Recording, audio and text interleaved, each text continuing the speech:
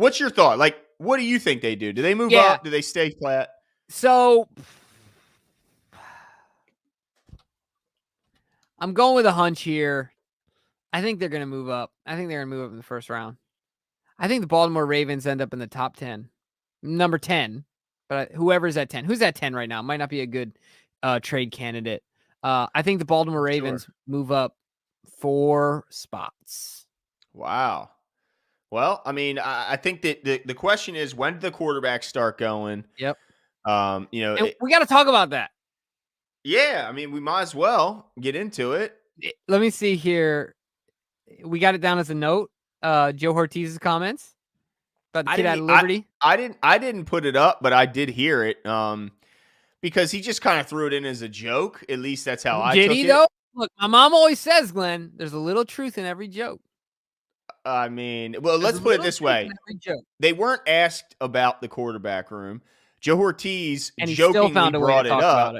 And here, Jeff Zrebick from The Athletic tweeted, he said, DeCosta and Ortiz joked about how we should be talking up the quarterbacks more. So more of them go before 14. That's why he brought it up. But he said Joe Ortiz did say that there are starting quarterbacks in this class and felt that the quarterback class is being underestimated. And that could always be the case. There isn't, you won't see many drafts when there's no quarterbacks discussed in the top 5.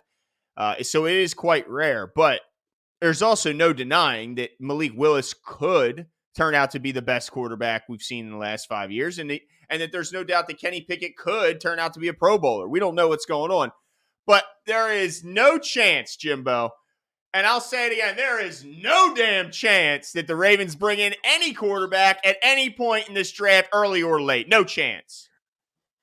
Okay, so if Malik, after all those glowing words from Joe Ortiz, if Malik is sitting there at 14, if Malik's sitting there at 45, we ain't taking him.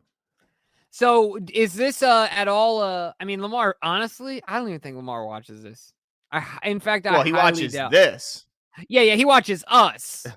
I'm talking about this as in the Liars Luncheon. I don't think he really. Hell no. But is there any way that they're like, this is a message to Lamar? Like, dude, we're not afraid to pull the trigger. No, don't start that shit, Jimbo. Don't. But you have to ask the question. It doesn't mean I think that's the answer. Will Smith right through this screen. And I'll just eat it and keep talking, just like Chris Rock, dude. You'd be like, Glenn Martin just smacked the shit out of me. That was the best day in the history of television. That's but right. I tell you what, I guess what I'm saying is that it doesn't mean that I believe it or not, but we have to talk about it because he said it. But he said it because he wants to hype up the position so more quarterbacks are taken to push better players down. So there's zero chance that this was just a passive-aggressive message to Lamar, like, hey, we really like Malik. 0. First of all, it was Joe Ortiz who brought it up. You're not talking Eric DeCosta brought it up. You're talking the scout brought it up.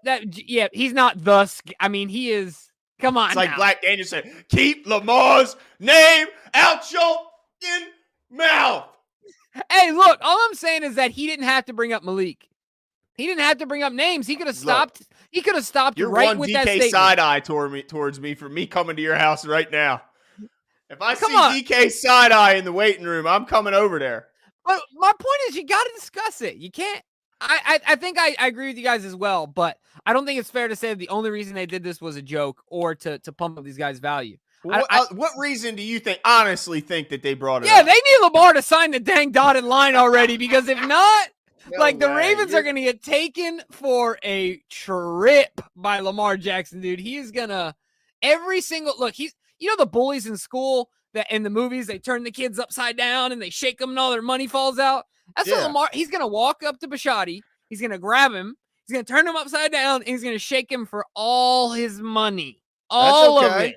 That is okay, Jimbo, because like Bisciotti said, having no quarterback sucks. And guess what? As soon as Lamar gets paid, the next guy will get paid more than Lamar, and the next guy will get paid more than him. So, but maybe Ortiz is like, Bisciotti, you don't got to pay him. This Malik kid has got it.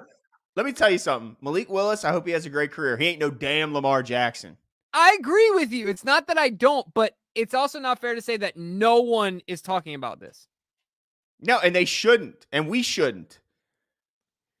I'm just saying. I also got to say something else, Glenn.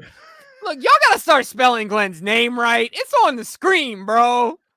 Hey, I'm pretty sure Brad still misspells my name. Shout out to intern Brad, who's I'm pretty sure still, but does an incredible job with helping us out with social media and all that he does. Yes. But yeah, I'm pretty sure he still spells my name wrong. But I don't think that it is. My point is that I think it's really unfair to say that there's no way that there isn't a discussion being had. You have to. You have an obligation as a team to turn over every rock. You have to look at every single prospect.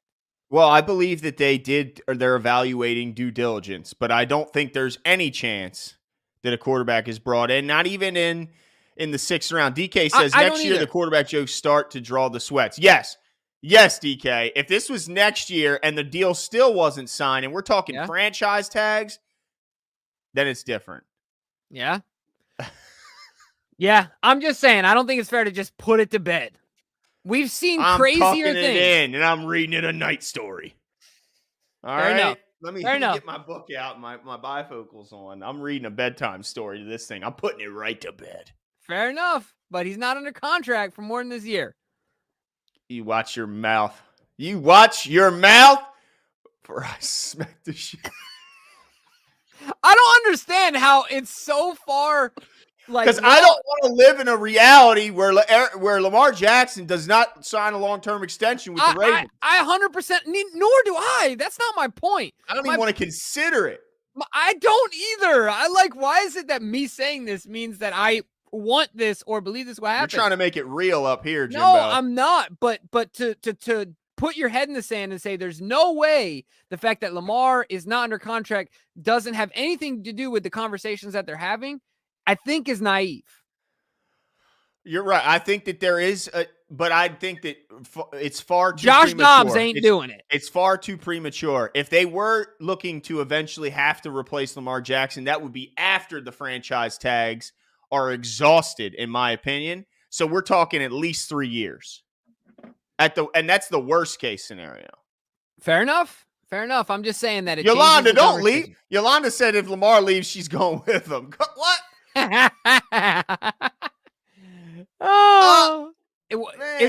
Yeah. Well, what can we do about that? You gonna be a Dolphins fan? A Patriots fan? I don't know. Any team that we don't. A Steelers fan? Yeah, but that's where he's gonna go, right? If he does leave, it's gonna be Miami. Yeah, for sure. To that stacked team. He's gonna pop in right there and throw to Tyreek Hill and Waddle. My gosh, and Marquise will follow him. Oh my! Could you imagine that wide receiver group? Could you quit it, Jimbo? Quit it. Anyway. Don't get nervous because I'm here now.